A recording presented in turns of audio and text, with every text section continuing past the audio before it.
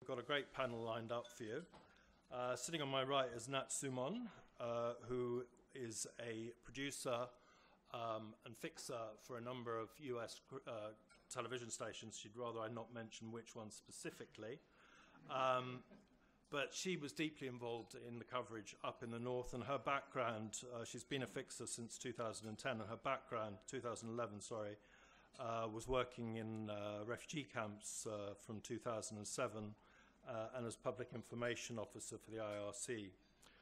Sitting at the other end is David Foster, who is a member of the FCCT's technical committee, amongst many other things, and we have a lot to be grateful to him for. He comes from a long generation in show business.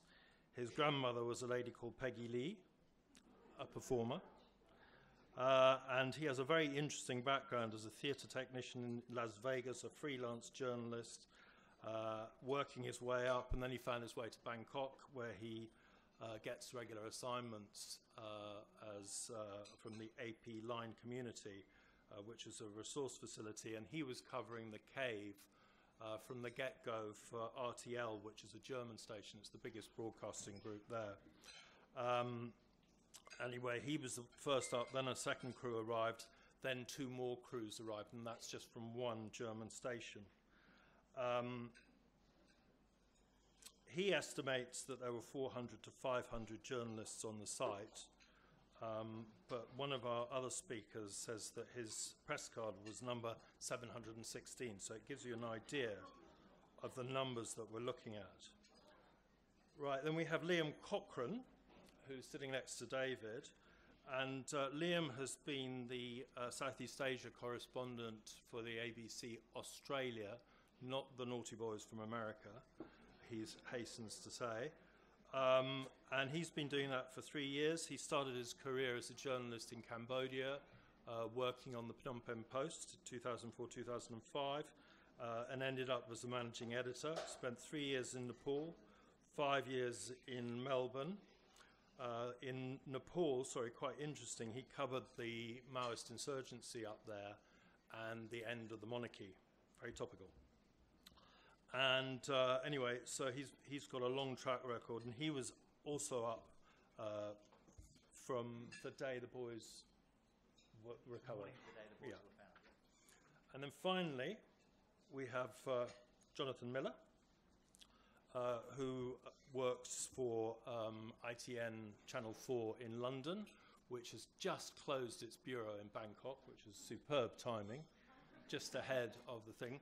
So Jonathan was also covering this for CNN, and he was doing the overnight shift, as he describes it. CNN ended up with 8 correspondents and presenters. So this was an incredible circus. This was something that we haven't seen ever. So what we're going to do is do the visuals first and give you a flavour of what it was like up there. And we're going to kick off with Nat, who's going to talk us through a piece of official Thai footage from the seals. So I think, am I working now? Okay. So I think most of us have very limited access on what we can see inside the cave, and we have to wait for the official presser every night. And this one, it came out right after all the boys were rescued, and they summarized 7 minutes of the rescue operation, and you can see inside the cave. And this is from the Navy SEAL page. David, you can expand it on the side. David, does it go full screen? On the, yep, that one. Is it mute? Huh? Is it mute? It's not, but I don't know. 2 million times watched. So this is the official footage. When was this released? No? Yeah. So this is the official footage that launched. I think it was released on the day after. I think it's Saturday, Sunday, Monday, right? So I think it was released on Tuesday or something like that, right after all the boys were rescued out and in the hospital. So you can see it inside the cave, how difficult it was. You go in from the cave entrance, and you will pass through the first chamber, second chamber, and third chamber. And they say that from the third chamber, the sand collapsed and you could not get through. That's why it's so difficult to get through from the third chamber to the T junction. Yeah, this is the third chamber, and then that's where they have to go through to the T junction and to the buoys, 700 meter more.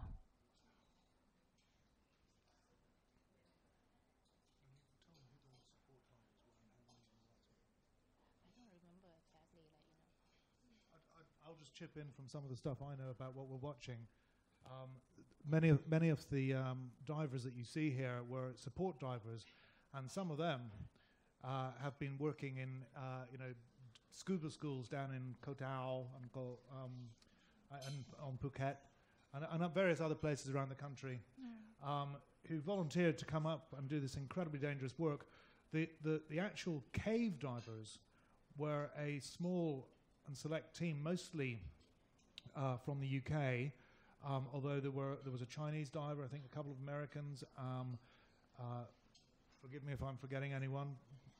The Australian, this absolutely amazing Australian guy who had been not only a cave diver, but was an anaesthetist, and he was the medic, who actually gave the green light for every single one of the boys to go. He was from Adelaide, and his father passed away the very night they came out triumphant, having released all these boys. But there were a huge number of Thai Navy SEALs that, as well involved, and the actual cave diving team, the support team. All in all, at any one point in time over the 10 days running up to the actual rescue, there were at least 50 divers, as far as I understand it, at any one point in time down there, sometimes more. That's the number.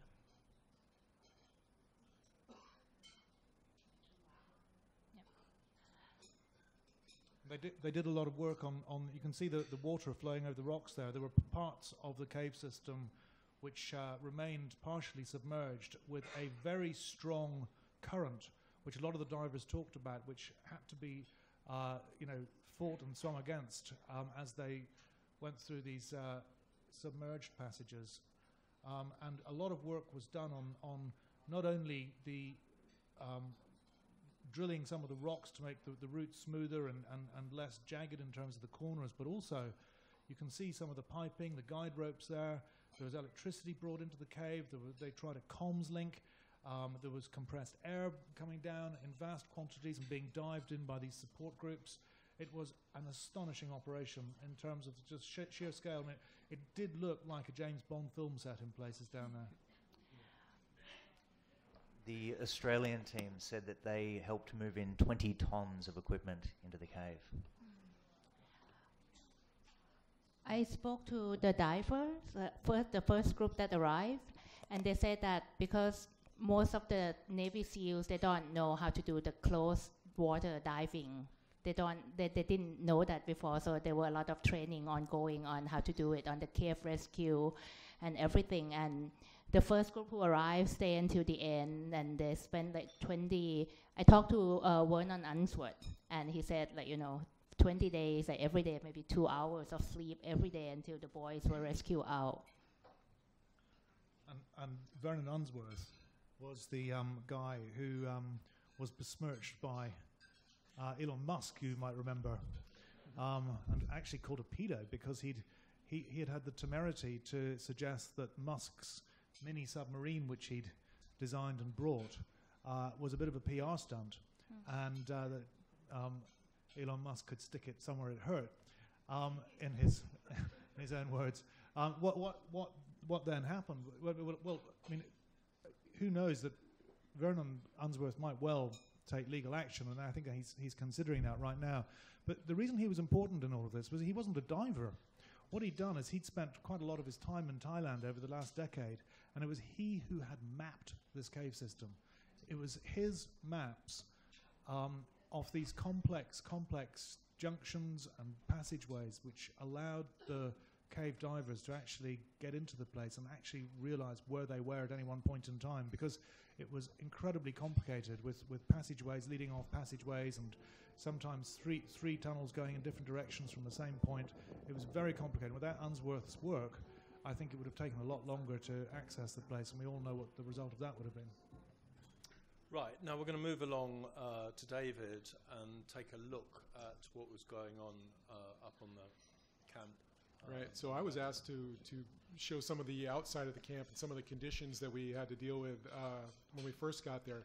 At first, it was, well, let's just say it was really muddy. And this is actually the middle of the area that they had cordoned off as the media area. The mud was a good probably 5 to 6, 7 centimeters deep. Inches. Okay, inches. It was deep. Let's just say it was very deep. And it was really, really muddy. Uh-oh. No pictures again. Let's see.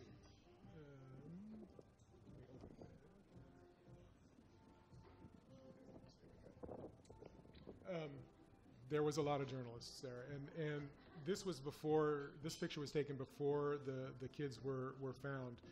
So this was when I was estimating there was probably like 500 journalists there. After the kids were discovered, it got really, really busy. But these are the conditions outside. Again, this is a shot of the media area. This is a shot inside the cave, and the reason I wanted to point this out is that, as you saw in the video, there's so many tubes and wires. They brought so much infrastructure into that cave to both find the kids and get them out that it actually became hazardous. And one seal, as you all know, passed away from this. Now, we did an interview with some of the other divers who told us that seal actually ran out of oxygen because he got tangled in some of these cables as he was trying to swim through a narrow passageway and ran out of air trying to get himself untangled. Hopefully, you know, that, I don't know, it's a sad story, but he gave up his life trying to get through here. And then I guess that led to them tying some of these cables together and making a safer passageway. But the conditions were crazy. This is the entrance to the cave. This is the day they were trying to pull in the high-pressure air cable, the small tube there, the high-pressure air tube, to pump in oxygen as the oxygen levels were getting lower inside the cave.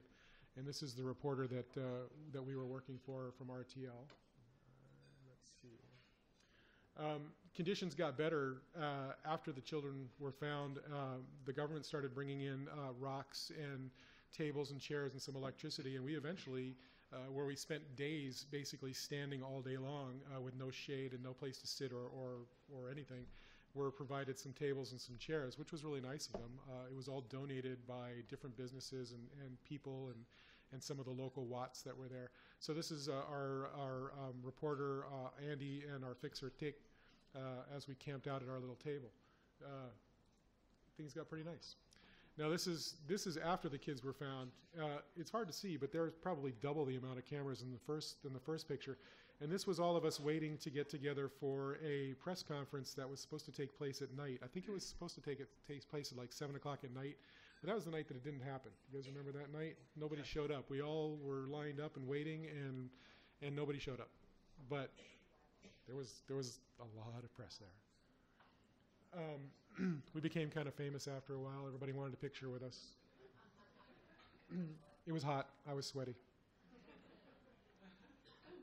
And after a while, because the government was really tight-lipped, they put a lid on basically any information that came out. There was rules about who you could and couldn't talk to. There was a line group that was their official way of disseminating out information to the media, and it basically went dark, and it was only in Thai. So there was a definite huge lack of communication coming from the government, of anything official. So what happened is, because nobody could interview anybody in the families and there was no news coming out, journalists started interviewing other journalists. And so here you see Tulip from Spring News interviewing our German reporter, and then of course we turned around and interviewed her. So it's just the way it was. And that also led to another problem, and I think these guys will agree that a huge rumor mill was bred, and rumors, some of them sounding almost credible to pretty crazy, started flying around, and it got so crazy up there that I mean, somebody would sneeze on one part of the camp, and all the reporters would go rushing over to see what it was with their cameras, and it was just an absolute circus. But on the nice side of things, the community from well, basically all over Thailand, but especially Maasai and Chiang Rai, they pretty much dropped their entire lives and brought whatever they had up there. You'll see on this side of the picture, the right side of the picture, this is like a convenience store. Basically everything you could need, from bug spray to aspirin to socks to underwear. I mean, you name it. Toiletries of any kind were there for free. Just go and take it. Fruits, vegetables, food. There were probably 3 or 4 mobile kitchens that were set up cooking food pretty much 24 hours a day. Some of the best coffee and espresso probably in Thailand up there as well. And then what you see in the very back of the photograph right here, the only restrooms. Okay, so I don't know what it's like on the women's side, but the guys' side, it was like walking out of the mud into more mud. And there were guys in there trying to keep it clean constantly, but it was messy, it was dirty, and it was definitely overwhelmed. You could also get a haircut and a massage up there if you wanted to, by the way. Again, another picture of the media area. And I think that was the last picture I bought. I brought some videos too, but they're really similar to the videos you just saw. So let me just throw out another piece of technical information. In the beginning, when you first got up at the cave, there was really no cell service up there at all. There was very little. And most every television broadcaster these days uses a cellular link. And I brought this. This is my live view for those of you who haven't seen it. This is what kind of replaced the satellite truck of the day a while back. This basically is equivalent to 8 cell phones. On the inside, there's 8 SIM cards. And it uses the data connection of each one of those cards, and it kind of binds them together to create a bigger pipe. And allows you to send out a full HD or even a 4K television signal to anywhere in the world. There's basically a companion unit, a receiver that's in the television station. So in my case, it was Germany. And every time you turn this thing on, it basically connects like 8 cell phones to a cell tower and sends the video signal over. Everybody had one of these. There was probably 200, 300, 400 of these things up there. And everybody was trying to use one. At first, it was really not working very well at all because there wasn't enough cellular. In fact, the day we got up there, we were told on the official line group that using these was banned because they needed the cellular service for the rescuers. But by the second or third day we were up there, pretty much over the weekend, AIS, True, and DTAC had brought in portable cell towers that were on a truck. And then they had also put extra cell towers up in the hills above. And boy, I tell you, probably had the best internet in all of Thailand there as well, right next to the coffee, good coffee, good internet. And at least for me, and I had 3 of these units working there with RTL, we never had any problems. They worked perfectly, and the video that came out was beautiful. And I think you guys didn't have any problems either. So kudos to the Thai government and to the private industries like AIS and True and DTAC that brought in all this infrastructure, not only for the rescuers, but for the benefit of all the journalists, and then, of course, the rest of the world too, who got to view this whole thing unfold. And the last thing I'll add is that we, on the 10th day, or I guess it was the 9th night, I was working on German time, so we would finish our broadcasts around 1 a.m. and then we would go back to the hotel. We had just got back to the hotel that night, and I was jumping in the shower, exhausted after probably an 18-hour day of putting together stories, basically, from whatever we could get. When Take Our Fixer starts banging on the door, she's like, "They found the kids! They found the kids!" And we had to jump back in the car and go rushing up the mountain. At that time, the rules were pretty much out the window. You were supposed to park at a hotel at the base of the mountain and take a song tao up, but we drove to the drop-off point, which is, what do you think, about a kilometer maybe up the hill, up a muddy hill, carrying all of our equipment, running up the hill to do another live broadcast right after the kids were found. And we weren't the only ones who were taken by surprise. Local media and other media, they were screaming down the road, all of us together, like we were in police cars or something. It was like running red lights and getting up to the mountain and passing checkpoints and just waving at the police and ignoring them. It was pretty crazy.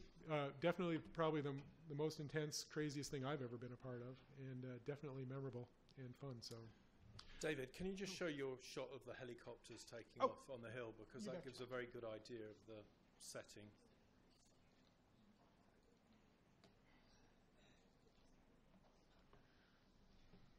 Oh, if it'll play, there we go. Describe it. there was there was 3 helicopter bases at the base of the hill in Mae Sai. This base for these guys was run by one of the police generals, whose name I can't remember. But these guys were responsible for looking for alternative ways into the cave. They were jumping down into cracks and crevices and things like that. So there was, of those helicopters, there were 3 that were constantly shuttling rescue workers up and down. And then there was a 4th that was on standby as a ambulance. These helicopters, by the way, came from Bangkok. They flew up from Bangkok. They are actually stationed near where I live in Bang Khen. There was another heliport that was the heavy, gigantic helicopters that was lifting up tractors and cranes and other heavy equipment to try and dig through the mountain. It was a good idea, but it seemed like digging through a couple hundred meters of rock was going to take a long time. And then there was a 3rd that was run by the military. That was the medevac for the kids. That was probably the closest to the cave entrance. Yeah, those are the helicopters. So Great. Jonathan, can you locate your 2 shots? Maybe if you swap with David. yeah, Is that okay? absolutely, sir. Shot your name. Swap your nameplate. So Dominic asked me just to show you a couple of the films Yes, that, whilst I was working on.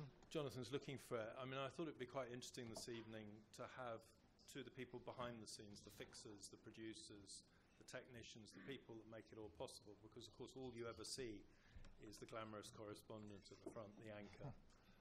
We have 2 glamorous correspondents and anchors here tonight, but there's a hell of a lot that goes into it.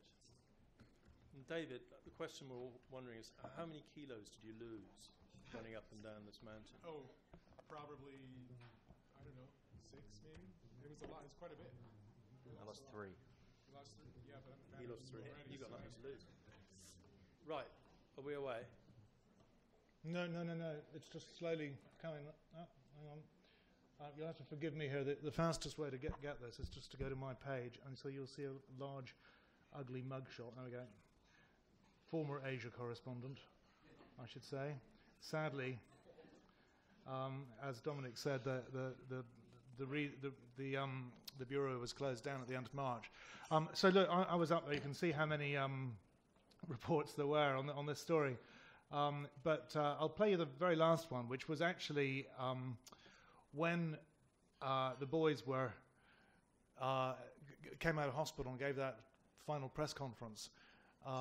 And you know, the psychiatrists, psychologists, doctors, the Thai authorities, the provincial authorities had all said, this is your opportunity, world, to hear from the boys directly. Please don't intrude on their privacy once they go home. But of course, journalists being journalists can't resist, and there was the most enormous pressure on families who'd got to know journalists over the weeks, and by journalists going down to the homes of some of these boys, and you saw the result. It wasn't pretty. There was a lot of bad blood created as a result of that. I'm happy to say that I was on the side of the angels here, mostly because I was tethered to a microphone and a camera to do CNN Lives. But anyway, here's the piece that I put together that day, which was a lovely experience doing such a wonderfully happy story. Fond farewells in the Chiang Rai Hospital to those who've been looking after them since their dramatic rescue. What a journey this has been. The boys are back in town. Well, it took 18 days for them all to escape from the cave, another week or more for them to escape from hospital. But here, finally, the wild boars are heading home. Amid concerns of media intrusion, a joyous news conference was organised so that the world, hungry to learn their version of events, could hear directly from them. First to speak was Adun, the stateless tribal teenager from Myanmar who described the magic moment when the 2 British divers first emerged from the murky water. When they got out of the water, I was alarmed. I just greeted them, and they greeted me back. I thought the whole thing was a miracle. The boys were asked to flash a V for victory if they felt physically and mentally strong. All did, They have proved unbelievably resilient, but child psychologists warn of the lurking danger posed by post-traumatic stress after their ordeal, from the moment they realized they were trapped. We were swimming back and got to the three-prong junction. Then one of us shouted that the water had rushed in. So I went ahead to check. I tried digging under the water, but it was all sand under there, and above it was all rock. So I went back and I told them that we can't get out this way. I tried to be calm and look for a resolution. I tried not to be frightened. I tried to find a way out. The youngest, smallest boy, Taitun, paid a moving tribute to Sanam Gunam, the former Thai Navy SEAL who died. Thank you, he said, for sacrificing your life so that we all could live. The boys spoke eloquently of what had clearly been a huge and formative experience. They talked about their hopes and dreams, and again they all said sorry to their doting mums and dads. Of course, this is the biggest experience in my life. I realised the value of life, the value of myself. It made me more resilient. It gave me strength. It made me hopeful. Initially, some had accused Ek, the wild boar's 25-year-old assistant coach, of negligence, but he apologised profusely to the parents of the boys, and they absolved him. Now it's thought his calmness and selfless leadership sustained them all. Qualities he developed as a monk here at Scorpion Mountain Monastery, to which Coach Ek will now return for his recuperation. Tonight, many of the boys said they too would join the monkhood in honour of the memory of the Navy diver. Prasamchai Nonwan is 71 and has been a monk here for 20 years. He knew Coach Ek and knows that meditation will have been his secret weapon.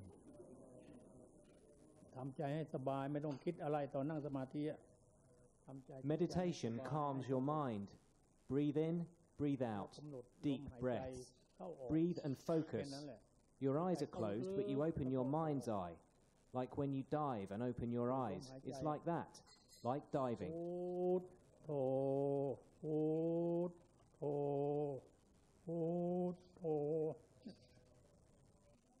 The wild boars dived deep into a dangerous, dangerous world, but they kept their cool and came out the other side. This afternoon, the wild boars put Thai Navy SEALs through their paces in the hospital before they left. They can't wait to get back to their football.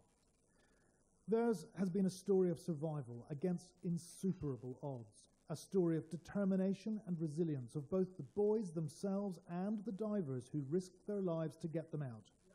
For Thailand, it's been the stuff of legend. And for the rest of us, who've held our breath as the boys were dived to safety, a cause for celebration in a world grown weary of relentlessly bad news. Okay. You're too kind. Thank you. But look, I won't show you another one for now because I mean that was quite long enough. But you know the long and seemingly relentless reporting commitments that all of us went through up there was massively rewarded. It was quite stunning, and you know I think I'm right in saying the only correspondent there who'd had the joy of lightning striking twice in a good way, because I also reported the story of the Chilean Miners in 2010, which was remarkably resonant here. And you know, there was a symmetry to it all, which I loved. This, although the Chilean Miners story, you know, set the world on fire, and you know, everyone went to the Atacama Desert in southern Chile to follow that remarkable story. 33 men stuck underground for 69 days before they drilled through solid rock to get them out in that little tiny capsule, just the width of one person or diameter of one person. They called it the Phoenix, and it came out through, I think, about a mile of solid rock, and every single one of them got out.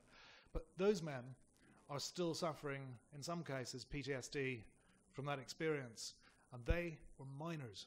They knew what it was like to work and live for hours underground. These boys had ventured into a cave a couple of times for a bit of an adventure. And they have, as that piece reported, shown absolutely remarkable resilience. But one of the great concerns is that PTSD can be triggered at any point. It can be manifest in many ways. It can be, problems sleeping. It can be nightmares. It can be flashbacks. It can be anxiety, depression, argumentativeness. It shows in many, many ways. And you're not out of the water just because you're out of the cave.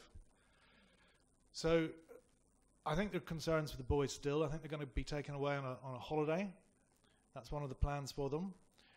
As a reporter on this, it was it was the most amazing experience to be part of such a huge international effort. I mean, to say that it caught the world's imagination is an understatement. I mean, they really couldn't get enough of this. I mean, I was swapping notes with Liam here tonight about the demands that were made on us, and I know from Nat, who I know well from working here in Bangkok, she was with one of her unnamed American teams, who weren't, by the way, ABC, just in case you were wondering. I saw them all up on air the whole time. They're friends of mine as well. And just to give you a sense of the sheer demand, it knocked me over, because I work as a bespoke little British broadcaster with a 1-hour news program every evening. I would normally make a film like what you just saw, plus do a live onto my program at what in Thailand time would be 1 a.m, and then I'd go to get my beauty sleep and get up and do it again the next day. I got roped into helping out with CNN on this occasion. So a co-pro deal was struck between my network and CNN, and I got up here pretty fast. And the first night I did 21 live hits with CNN International, CNN Domestic, affiliate stations in Australia, New Zealand, India, Canada. Plus I reported a package, plus filming a piece to camera. This went on every night in the same way, sometimes a few more, sometimes a few less. The record was that after that one you just saw, we did 25 live hits between 6:30 in the afternoon when the press conference was on. I was actually on live during the press conference. And between 6:30 in the afternoon and 2 o'clock in the morning, I did 25 live hits, more radio interviews than I can even remember, plus that 5-minute package. I have never worked so hard in my life. But I mean, it was fine, because it was just such an amazing and wonderful story, and everybody loved it. So there were upsides to it too. I'm sure lots more will come out during questions. I'll hand over to you again, Liam. Yeah, I'll jump in there, and I totally agree with Jonathan. There was a natural energy, I think, that a lot of us got just from the nature of this story that propelled us on. There were some huge nights for myself and my team. I think Jum's here tonight, the producer for the ABC, and our cameraman David. We, on the night the first group of boys came out of the cave, we did 18 hours straight of live crosses. So talking on camera for 18 hours straight as part of a 24-hour day. So it was like nothing I've ever seen before in terms of the interest around the world. For the ABC Australia, not America, Australia, it was apparently the biggest story for us in terms of ratings since the election of Donald Trump. Yeah, so it was the same for CNN. Yep. Well, off the scale by country mile, the biggest story. And for my little program, they judge it in terms of YouTube hits as well. It was up there with the story of Cambridge Analytica, which Channel 4 News broke. So I mean, just enormous interest. Absolutely huge. I mean, the RTL guys, the RTL Germany guys had the same statement, that it was the highest rating news story that they could remember in modern times. And just sort of struggling for ways to quantify this. I know from my Twitter feed, I try to tweet quite a lot about this story, and people gravitated towards it. I would normally get apparently 75,000 impressions, which is kind of like views, over the in a month, that is. In the 2-week period that I was reporting up on the mountain, I got 3 million. So it was just 3 million. Yeah. Astronomical. Look, I think a couple of other just little sort of moments, I guess, from the media perspective. David, I think we arrived at the mountain just after all those free tables and chairs were given out. Must have been the next day after that. So we managed to borrow 2 plastic chairs, and that was not to sit on, but just to get our gear out of the mud, because it was just mud everywhere. The next day we bought, or maybe it was a couple of days later, but we ended up buying I think about 8 chairs, 2 folding tables. We bought a generator so that we'd have our own independent power source in case there was any issues with what was provided. We bought beach umbrellas and we bought a shovel just to dig. Yeah, just to dig. A couple of my favourite media moments up there on the mountain. One of them, you mentioned the toilet block, which is probably one of the, sorry, it was David, wasn't it? One of the unsung heroes of this story, I think, considering the few people that probably got and the onslaught that was hit with. One of the weirder things that I saw was going into the gents, and there were not 1 but 2 cameramen filming inside the toilet. You know the story is starting to run out of fresh angles when you see this kind of thing. There was an elderly Thai man who was sweeping out the mud from it, and I guess they were doing a story about volunteerism, and that's great, but it was also pretty weird. And there was another funny moment when, in the middle of this sort of media circus, and keep in mind, so the cave site is about a 15-minute drive from Mae Sai village, so about probably 45 minutes to an hour from Chiang Rai town. And then from there, it's maybe a couple of kilometres up a dirt road to the cave. Despite that, one night, a guy walked past with about 20 pizzas that had been delivered to the media site somehow. We didn't get any, but that was another pretty funny media moment. Created quite a stir, though. You remember the cameraman came flocking over to the pizza guy. Anything that happened, all of a sudden there were 50 cameras, and it would often, for those who are on the outside of the pack, it would take a couple of minutes to work out: is it something or is it just nothing? Or it was because everyone was waiting around for something to happen, for the next development. There were constant interest and constant demands every hour, every half an hour, to come up with something to say for a live cross. And anything was something fresh to go with. Most of the official information came from 2 press conferences that were held, normally one in the morning, one in the evening, by the provincial governor, who I think came out of this wonderfully. And I think that Thailand and Chiang Rai and the boys were lucky to have someone like that to take charge, because he seemed, at least from the outside of it, to do a very good job in what must have been incredibly difficult circumstances. I'd hate to think how little that guy slept. If I could chip in there, and there's another observation I'd make apart from the mission commander, as he was later called, because he's now the ex-governor of Chiang Rai, in a move that had been prearranged. But the other thing I thought about that the Thais did absolutely brilliantly, apart from organising us lot and feeding us all and keeping us happy and providing electricity and fantastic, as David says, mobile phone signal, 4G, and these live views. All of us were using these live views all the time. So they also did remarkably in protecting the children's identities. And you saw the sort of footage when it was released. They were carefully blobbed, so you couldn't identify individual children. They were very good at keeping media away from sensitive areas, such as sort of when the children were finally out and transferred by ambulance to the helicopters. And at every single point they took great care to protect the children, which was another reason I thought it was so important that their wishes were observed properly by the media in not intruding at the end. There's been a lot we've been discussing this, Dominic, I know, in a group about what to do about this, but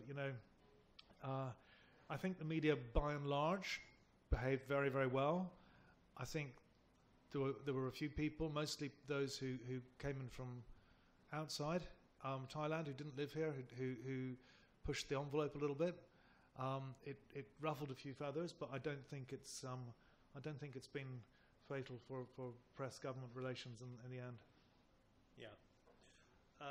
Yeah, well, we did discuss it, and we decided that actually the FCCT would not issue a statement on the things that some of us disapproved of, because we didn't want to give the impression that the FCCT controls or dictates the foreign media, because it's completely false.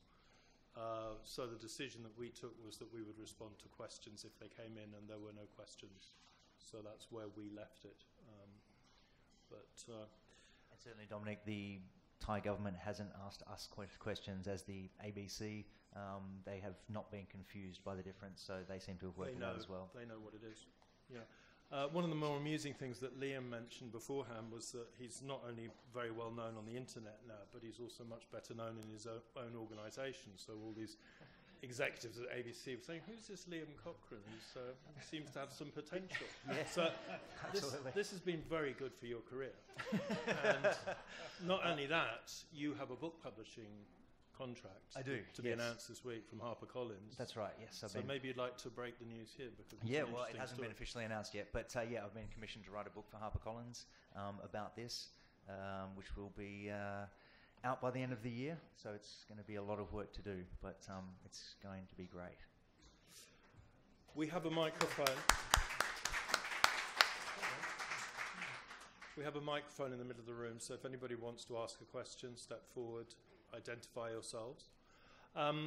Jonathan, one of the things that interested me was that you covered the Rohingya Axis, so you were in Cox's Bazar and saw what happened. Now, that was a media circus par excellence as well, so that the world's press descended, utter chaos, mud, a lot of the same things. This is a very different situation.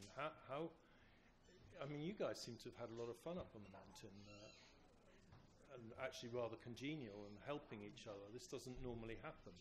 Well, look, there was we knife competition. each other in the back. I think they had to cooperate because nobody knew what the fuck was going on. I mean, there was this absolutely massive group of people, all of whom were desperate for information, and none of us had any. And yet we were required to pontificate knowledgeably, endlessly, on TV, on radio, and write newspaper stories. So it was a bit of a challenge, I must admit. But, you know, in terms of the story, I mean, you mentioned Bangladesh. The only thing they had in common was the mud. Yeah. But you know, the Bangladesh story was tragic, and of course, when journalists are in a difficult situation in the field and reporting on humanitarian catastrophes and crises, we help each other out. Of course we do. Up here in Mayside, there was this feeling of bonhomie between us all, because there was such hope. You know, before the children were found, there was hope. Ironically, I used to do caving. Well, I mean, not ironically, I used to do caving, but it was interesting for me to watch what was happening, because I figured that if those kids had found a way into a chamber somewhere, and we knew there were lots of them, they were very likely to be alive, and it was just a matter of finding them. So it didn't particularly surprise me when they did. But this story took us all from the depths of despair when they were lost to the elation of finding them. And then as the realization slowly dawned on the parents and everybody else how difficult it was going to be to bring them out. And then when those children were finally able to emerge unscathed, you know, it was, you know, to start a cliche, the roller death coaster. of the former Navy SEAL diver as well was another huge roller It had coaster. a massive impact, the death of Sanam Gunan, because not only on the divers who pledged that his death would not be in vain, which I thought was very moving, but on everybody there, it was just like, oh my God, if a Navy SEAL diver can be killed doing this, what hope is there for these children who've never scuba dived in their lives? It was, you know, so it had every element that a Hollywood blockbuster epic could ever want, and I think there probably are going to be at least one or two of those. Question? Yes. My name is Saksita, but I'm the Thailand correspondent for Channel News Asia. So I've been in the mud with you guys as well. Not for the whole shebang, but definitely from the day when the boys were found to the very last when they came out. I can very much echo all your sentiments and all the emotions that we all went through. So one of the reasons that, you know, I didn't get to meet some of you, for example, you, Jonathan, or Yukonet, is the time difference of your respective outlets. So I work for a Singaporean outlet, so that means the time difference is not that crazy, which, and you kind of already alluded to that, Jonathan, that my question to you is, how much did the time difference to your respective outlets in your home countries wreak total havoc to your, not only sleeping habits, but also to your planning as well, especially probably also with the Americans, I can imagine as well. Well, I mean, absolutely. I mean, I'm sure I'd speak for all of us and give you your go on this as well. But I mean, I became a nocturnal beast. I would wake up midday, get up slowly, very slowly, find myself from some pad thai on the street, get my crew together, say, come on, we've got to get up again and do it again. It was like Groundhog Day. And we'd go out and we'd try to find one element, something fresh, something new that wasn't covered by all these other 700 journalists every single day. We'd try to find something. Maybe it was an interview, maybe it was going to a school, maybe it was going up in the jungle, whatever it was. And we'd shoot a piece to camera, you know, the stand-up thing for a reporter. Then we'd go back up to the camp, to the mud. We'd sit there for the next 3 hours, and I would then write my piece, file it to London, edit the pictures. That would be for Channel 4 News, which they would share with CNN. At 11 o'clock on the button, I was up live, and I'd go through live until 6 o'clock, sometimes 8 o'clock in the morning. Maybe, you know, at its most brutal, maybe 5, 6 hits an hour. And so, I mean, then I go back to bed, and get up at 12 o'clock in the morning, go down to have some pad thai. So you get the groundhog thing. I mean, you were just a different time zone doing exactly the same thing. Ours wasn't so bad. So Australia is 3 hours ahead of Thailand time, so it was a little gentler, and we had a second crew come in after a few days. So they kind of, I'm not really a morning person, and I don't think my producer is either, so we gave them the morning shift. So they were sort of going by about 5 a.m. and we took over sort of in the middle of the day, and then, but yeah, it was depending on what the demand was like. Sometimes it was taking all of the news through for the evening news, and then having a few hours off in the middle of the night in Australia, and then it's 2 a.m. in Thailand, it's 5 a.m., it's time for breakfast TV, everyone. So we'd go at it again for a few hours until the other crew took over. Oh yeah. Well, it was the same for us. My client was in Germany, so our day started usually, we were up usually around 8 or 9 in the morning, and then we were running around trying to find some story to package up to send them, and then we would do a couple of stand-ups for them, and then we would do lives pretty much till 1 a.m. every night, and then walk, you know, back down the hill, back home, back to the hotel for bed, and then back again, start the whole thing over. Can I just throw one thing into that, because it made me remember something. On the way back down the hill, you walked past where all the water was being pumped out from the cave, and 100 metres or so from where the media, so the rescue staging area was, and the media were, these blue pipes kind of converged and poured upwards, so it created this kind of fountain, this impromptu fountain, and it was this strange scenes. It was kind of jovial, wasn't it, with this fountain there. And at that spot, we would stop and we'd wash our tripod and wash our boots every day. And for our team, at least, it became a real ritual, you know, to stop there and wash the boots off. And it was just a nice moment that, okay, this is all done for the day, sort of, and yeah, we're moving on. And to know that every drop of water was being pumped out of that cave. Yeah. Right. That was amazing. Yeah. They pumped out millions and millions and millions of gallons. Well, but that's a good moment, because when we wash our boots and our gears, we know that the day is done. Right. For me, well, I slept 21 hours for 10 days. Starting from when the day the boys were found.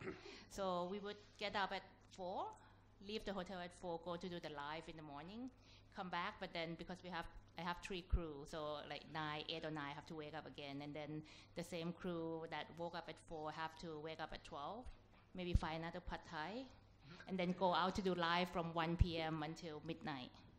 And it's like that every day. So when you said you slept for 20 hours, you mean you worked for 20 hours? 20, yeah. Worked for 20 hours and slept 2 hours. Well, There's for 21 10 days, it's 21 in 10 hours. days. 21 hours altogether in 10 days. That's in total. 10 days. In total, so it's 2 hours a day for 10 days. And you're still standing. Oh, you saw me there, and I was okay, right? Did you have correspondents that are coming and going during that? Were you wearing out correspondence throughout the day?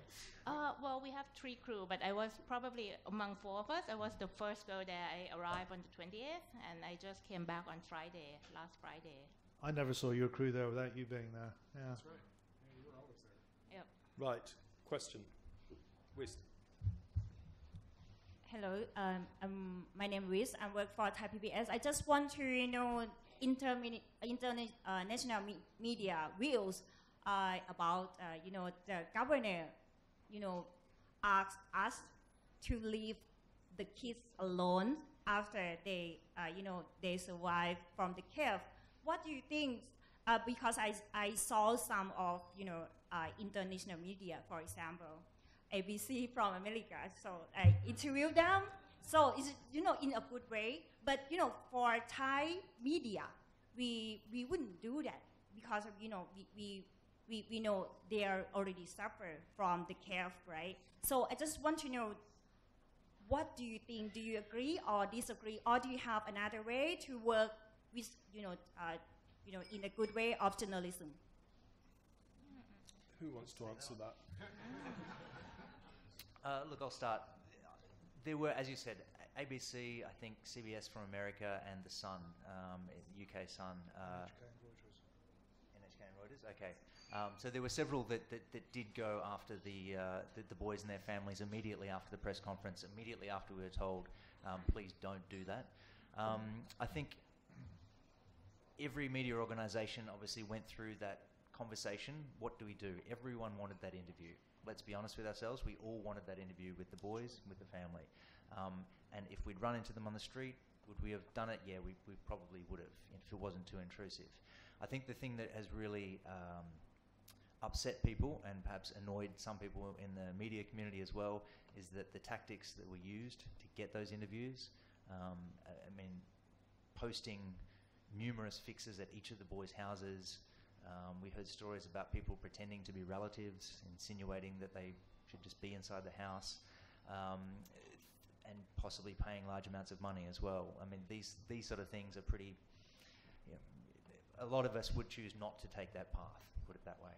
And it's unfortunate that I think in some cases the foreign media has all been bunched together by some people. Yeah, well, I mean, we're referred to as the foreign media. So, I mean, your question, it's a good one, and it's, as Liam says, everybody thought about this very, very hard.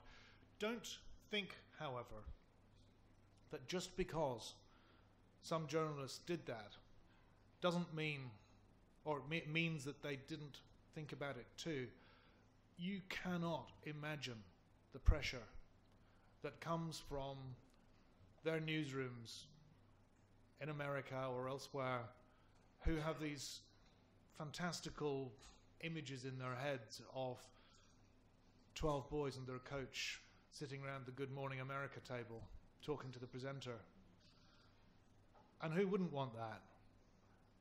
But I was actually, I know the ABC producer very well. I've known him for a long, long time, who did that. And my God, we had a row on WhatsApp about it.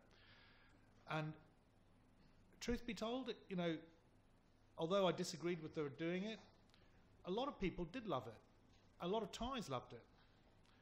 And it wasn't a particularly insensitive interview, I didn't think. It was just that he shouldn't probably have done it because it went against the wishes of the authorities. But as I say, we all chose not to for all the reasons that you chose not to, because I think we understood that intrusion was not a good idea, and we respected the view of the authorities on that.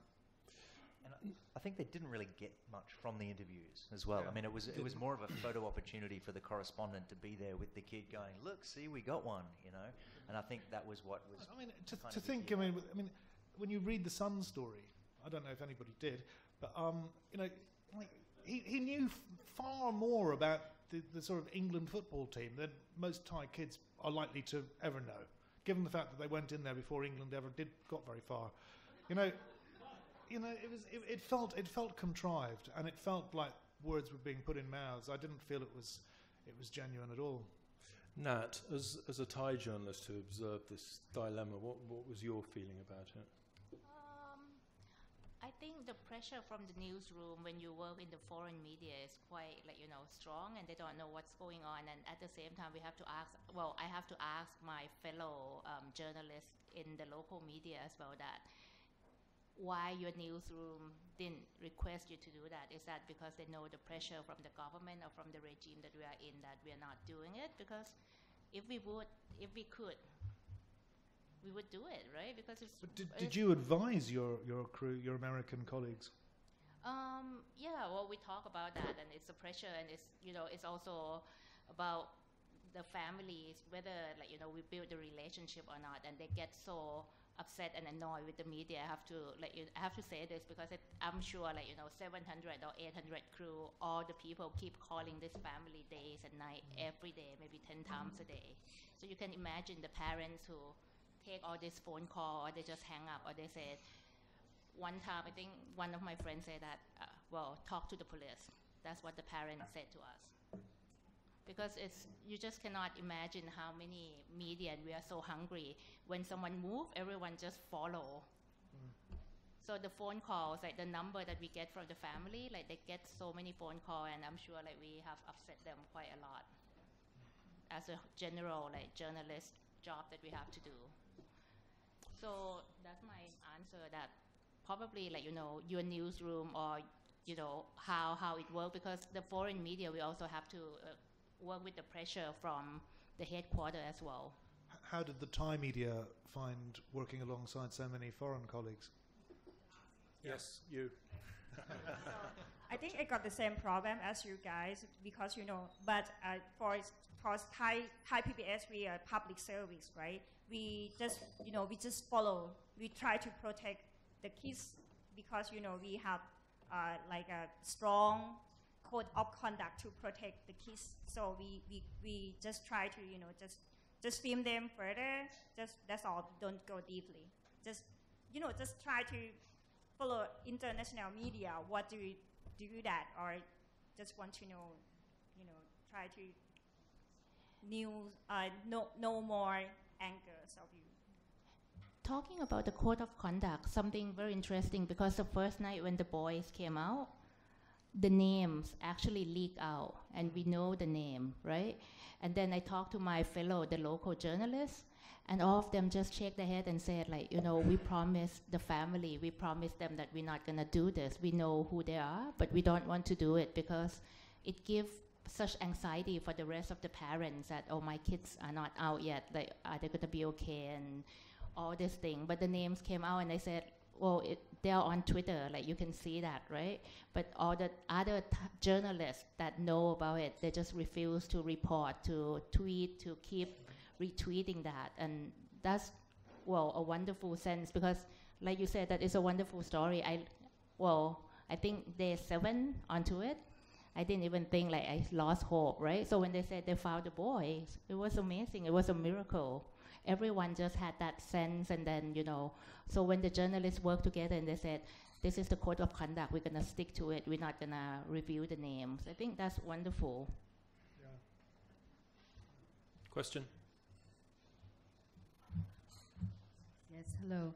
I'm Beverly Frankel. I'm a long-term resident here in Bangkok, and retired now, teacher before at ISB. My question was, and I have to commend the reporting and the conditions you all were in and what was being reported, also the ethics that were involved. You could feel it as the story was going through. There was a holdback on information. You probably knew much more than you could read. But question is about Coach Ek. He's a 25-year-old. He's not one of the kids, and he was with the boys, and they are lucky, I would think, to have had him, a more responsible adult who got them through that time where he even gave them something to do, to dig a hole, a tunnel, so that they had a routine and they had hope. And somehow this story of Coach Ek has not come out at all. In any other situation, I would think he would have been deemed somewhat of a hero. And well, but I would beg to differ with you there. I disagree. I mean, even in the report I just played that I did, we talked about exactly this, and about how he had initially been accused of negligence, but was later, you know, credited with giving the boys that sense of hope, finding them the things to do, helping them find escape I routes. didn't see that coming out. Yeah, it was fairly widely reported, and he was cast as a hero. He apologised unreservedly to all the parents, and they absolved him totally for what he did in bringing the boys in there in the first place. We heard from the monastery that we went down to, where he had practiced for many years and been in charge of novices, that he had visited that cave to meditate. And it's quite possible that that's why he went there at all, because a lot of locals we spoke to were a bit scared of that cave because there were a lot of superstitions surrounding it. But I think Coach Eck was a steady presence for the boys. They absolutely loved him, and you could see that in their faces and in the way that they interacted, not only in the hospital when they were all together, but when they were later on the stage together. So I mean, I don't know if I'm unrepresentative there. I think, yeah, we did say that again and again, because I mean, keep in mind, in the very early stages, people were talking about Coach Eck possibly being charged. You know, it's hard to imagine now that he's come out and we know what a pivotal role he played. But yeah, he really sort of went the full spectrum from villain to hero. And yeah, it's something we definitely reported as well. Were you told not to interview him? Was he hands off also? Yeah. Even after they came out of the cave? Yeah. Why do you think so? Well, he's an adult, so technically it's not like he wasn't the same as the boys. But CNN contacted I think his aunt, who he lived with, because he was one of 4 of them who were stateless. Hey. I think we're all talking to the idea, right? So I mean, there were 4 of them who were stateless. I'd done the little Christian boy, 2 others, and Ek. Ekamon lived with his aunt, but had spent many years in Myanmar, and she wouldn't entertain any questions from the press at all. No, he didn't get anywhere with Ek's aunt. He has 4 aunts. 4. Yes. Yeah, 1 each. All right. All right. Question. Hi, I'm Todd Reese with Cowside English. I have a technical question about how you felt. What would be your post-mortem on how the press was handled and managed, specifically the flow of information? Originally, there was sort of a couple daily briefings, and then those sort of dried up and became irregular. There was one at just after midnight, after Anupong came. And I'm curious how you felt about the quality of that information, because I think there were some questions about how the veracity of it was at all times. And compared to covering other crises and experiences elsewhere, where things tend to be handled differently, usually the press would be kept further away, but maybe get hourly or every 4 hours sort of updates with what would certainly be pretty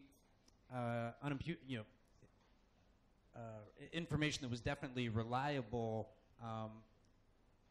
First of all, what do you feel about the quality of the information that you got? Why it would be important for you to get quality information? And looking back on it now, do you think it was handled well, or any suggestions you would have? Thank you. Who would like to deal with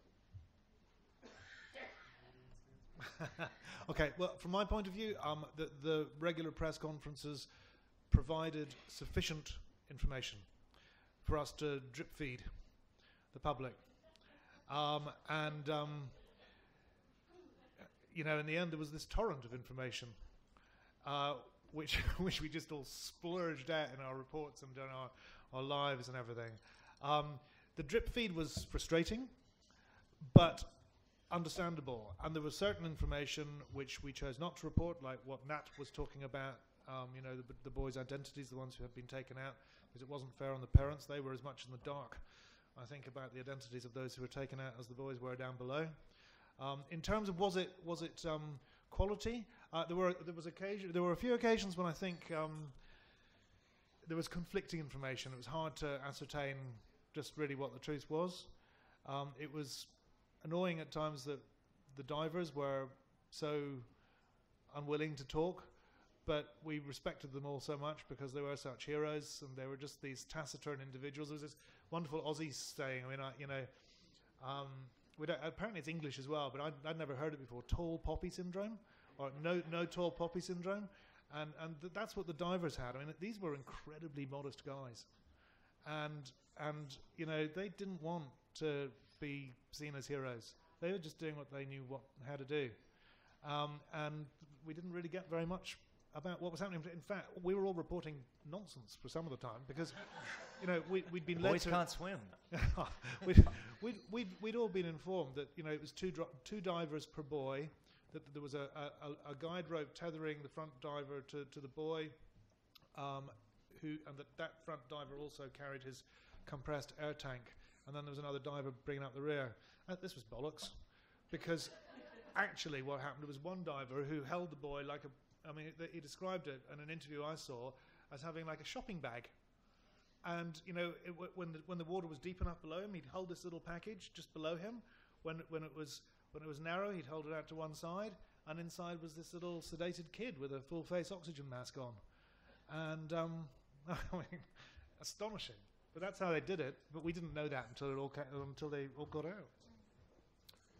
The story ran, the kids were discovered, there was hope, and then there was this terrible realization that it was going to be incredibly difficult to get them out. At that point, there was a dither. You know, do we take this terrible risk and take these children out, or do we leave them there for maybe 4 months and just feed them and give them air and everything like that? What changed? What happened to make a difference? I think it was the weather report, wasn't it? Yeah. I think the weather was supposed to turn nasty again. I think they had an oh crap moment, like they found the kids and then it's like, what do we do to get them out?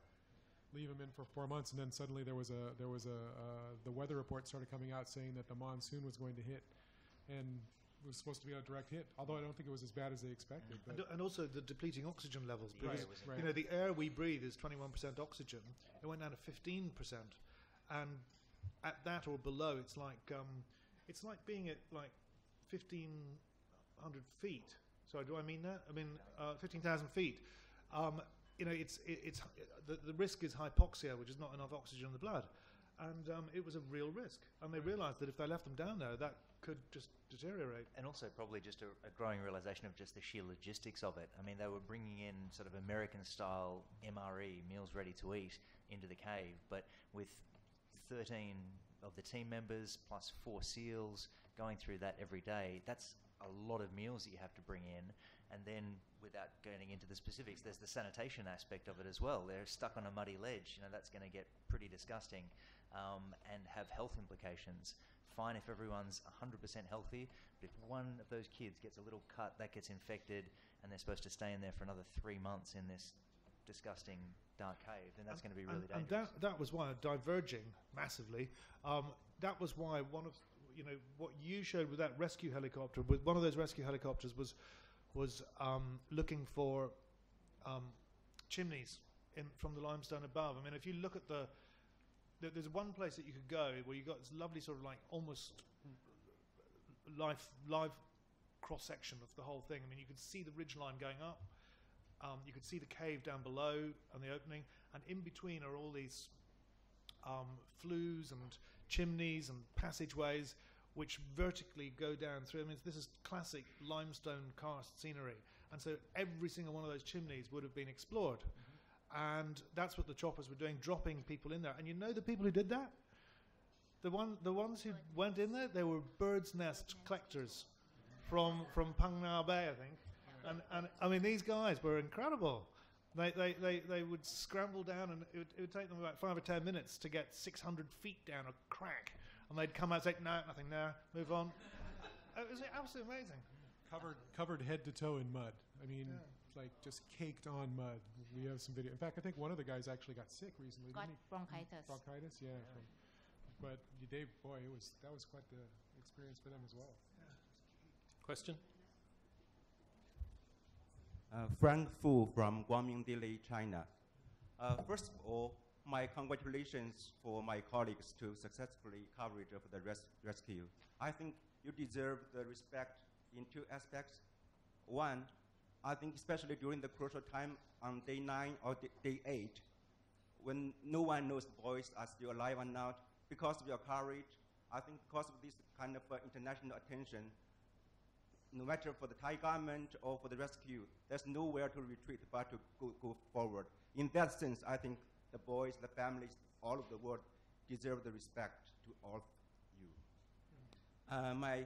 Of course, the second respect is that this lovely story, this enlightening story, has been brought out to all over the world, every corner in China. We all know about that.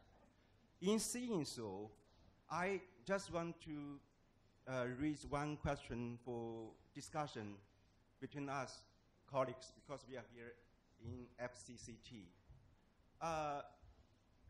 At the time of the rescue searching going on, at the same time in Phuket, there was another boat tragedy in which there more than 40 Chinese tourists died. And it's natural, I think, for the Chinese media to focus more on the tragedy there, while for the Thai media to focus more on the rescue. I think that's very natural. But based on my observation, there is much more coverage in the cave rescue compared to the boat tragedy. I mean, just wondering, it's like the kind of a simultaneous response or action from the international media. I just wondering, what's the criteria or what's the rules or what's the principles behind there to why this one is more deserves attention, not another one? What are the lives, the cost of the lives different? Thanks. Okay, so that's a very important question. We had the Phoenix disaster off Phuket. 49 Chinese tourists were killed. The foreign media could not get enough of what was happening in Mae Sai up in northern Thailand. And by comparison, the coverage of the Phoenix disaster was negligible, frankly. Why was that? Is this... Why did the foreign media go for one story and not another story? I think for a range of reasons. I think to answer your question, there are no rules about these things. There's no set of criteria which says this story is going to get more airtime than another. There's a few things. So many media crews were already deployed to the cave. So when that happened, we all, I presume others as well, but we kind of looked at ourselves and went, wow, on any other given week, that would be a huge story. But this is already going on, and it's already grabbed the world's attention. That story, I mean, had by then, very early on, kind of come to completion. I mean, those people died very quickly, so we knew what the story was. It was going to be a horrible tragedy to report, and would have been a massive story if this hadn't have been going on. The cave story was this amazing drama and like a thriller of hope that involved children. You know, all of these things come together. I think in terms of for the Australian ABC, there were a lot of Australians deployed to the rescue mission, so that made it of immediate interest.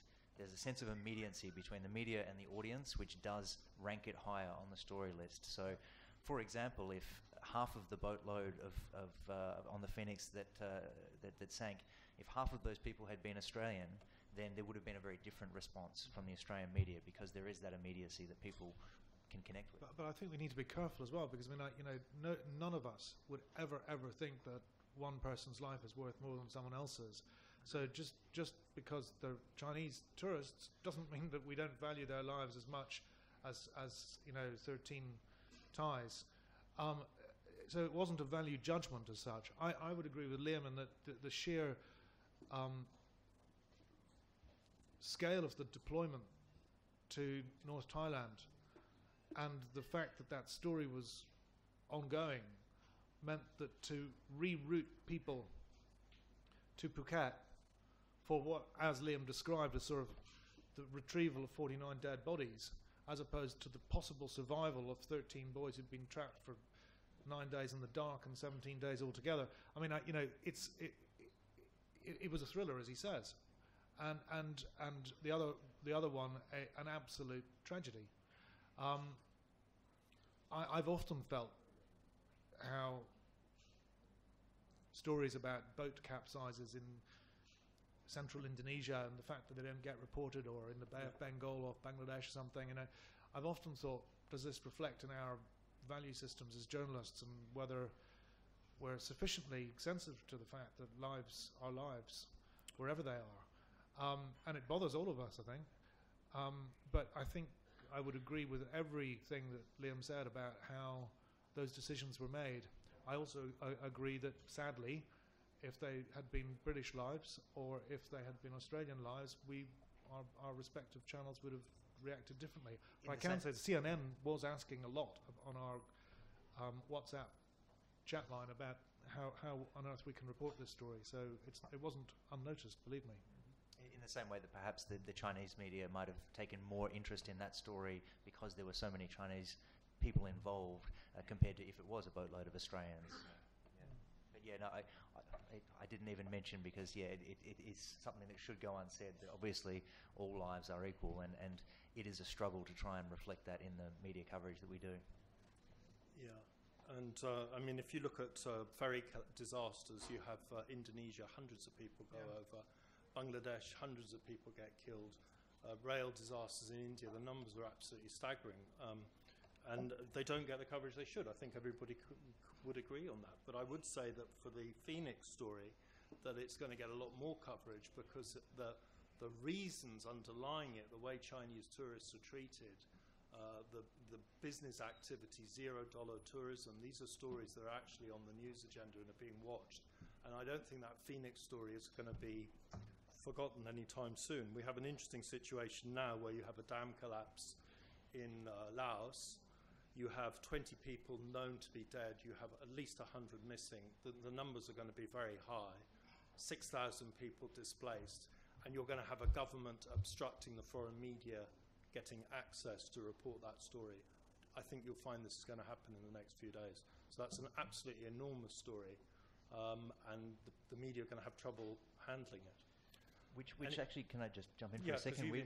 Which actually, and I was tweeting about this very thing, that one of the great things I think that came of the Thai cave rescue was the way that the Thai government, the military junta that runs this country, could have approached it very, very differently. But for whatever reasons and however it worked behind the scenes, took a decision that this was an extraordinary set of circumstances that needed an extraordinary range of personnel to try and come up with a solution, and that not all of those people were going to come from Thailand.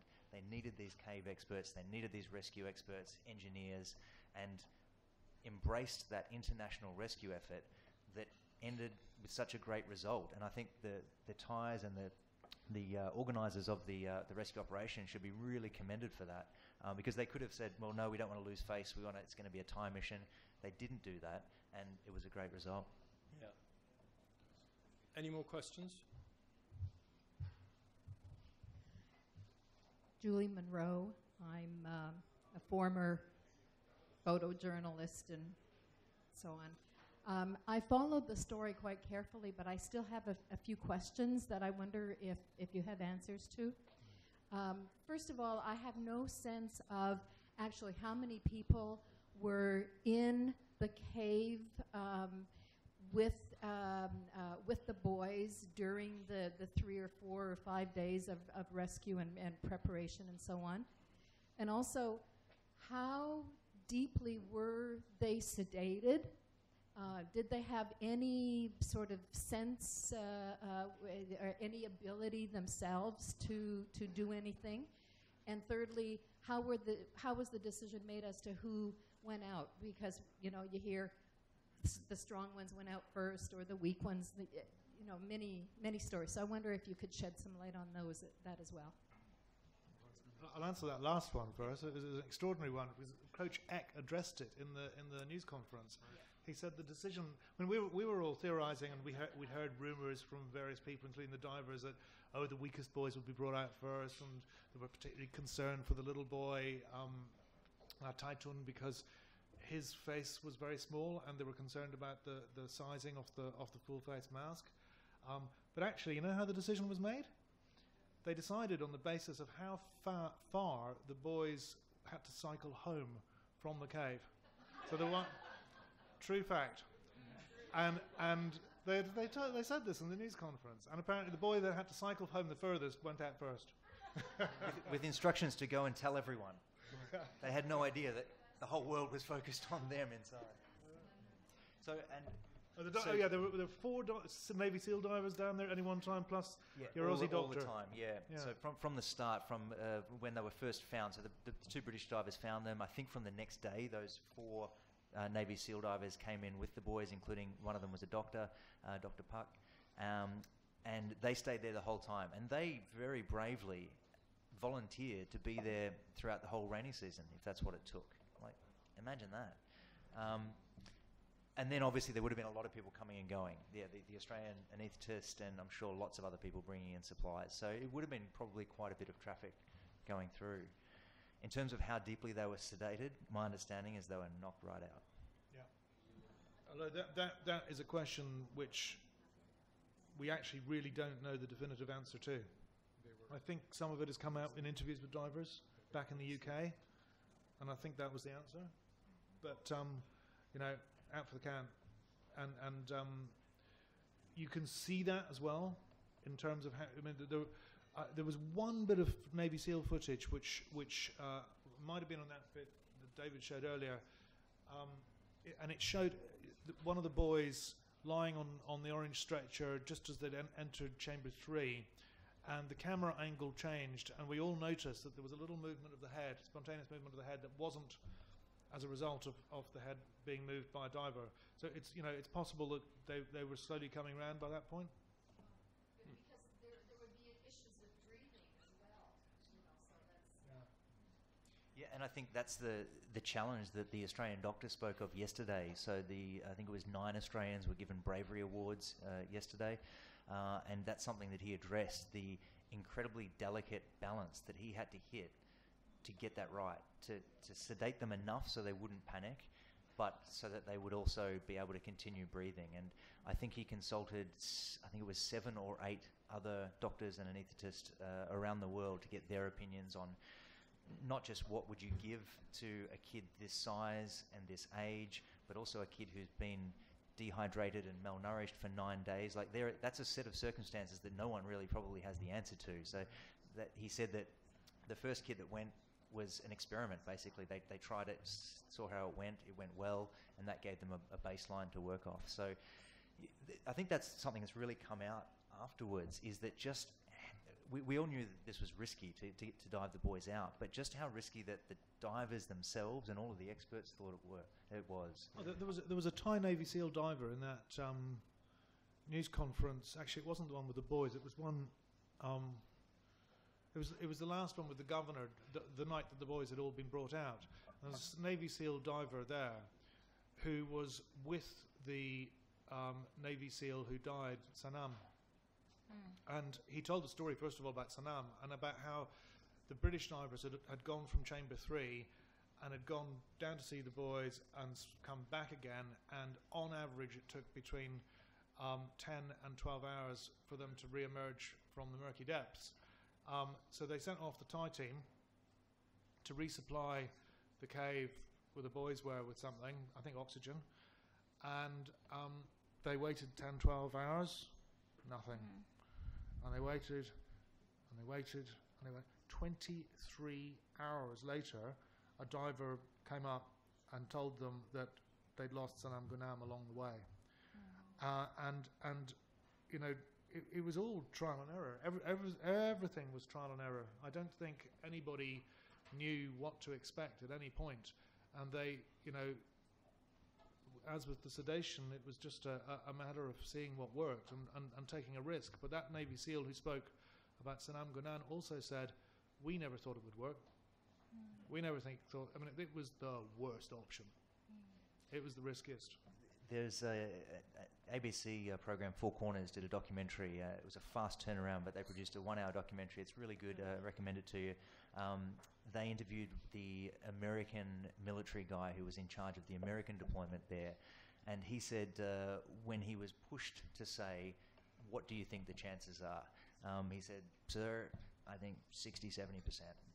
You know, they were counting on maybe 5 boys dying in the process of getting them out. That was their best estimate. That would have been kind of acceptable range of what they thought was possible. And I don't think we had that sense, really, that it was just that risky. Yeah. Well, if I may add to what Jonathan, on that presser that night, I remember so well because I was translating everything. So the first diver, the 2 guys, I think they went in, took 5 hours to reach the boy, right, and then came out. When they sent the Thai team in with all the blanket, with the MRE, with everything, took them 23 hours, and only 3 could come out. Not all of them, because not enough oxygen, and 3 of them had to be hospitalized. Before Saman was like, and Saman, the petty officer, was on the next trip. So that's how dangerous, how risky it was, because like you think about strong men, like healthy, right? And they went in and it took 23 hours to come out. 3 came out hospitalized. And as I think you said before, I mean, these guys were open water divers, which for all of you who've done scuba is a very different thing from diving in constrained passageways. It's incredibly risky because if you look at the divers and what they're wearing, it's quite interesting because they've got very svelte gear. I mean, the 5mm thick wetsuits to protect them from scrapes and scratches along the way, but they've got this headgear on which is very aquiline, and masks which are very aquiline. None of these big sort of scuba style masks. So they keep themselves as pliable as possible, and so that they're really dressed for the work down there. The Thais didn't have that. I saw footage of one of the guys going in with a bicycle helmet. Well, I spoke to one of the diver, and she said that, well, she's part of the team, right? That the diver who took the boy out had to take the glove off because you have to feel, like you can't see anything, so you have to feel the full face mask could just slip, so you have to just make sure that the pathway you're going is all the way. So he came out and all his hand got all these cuts because it was all dark, pitch dark. You can't see anything.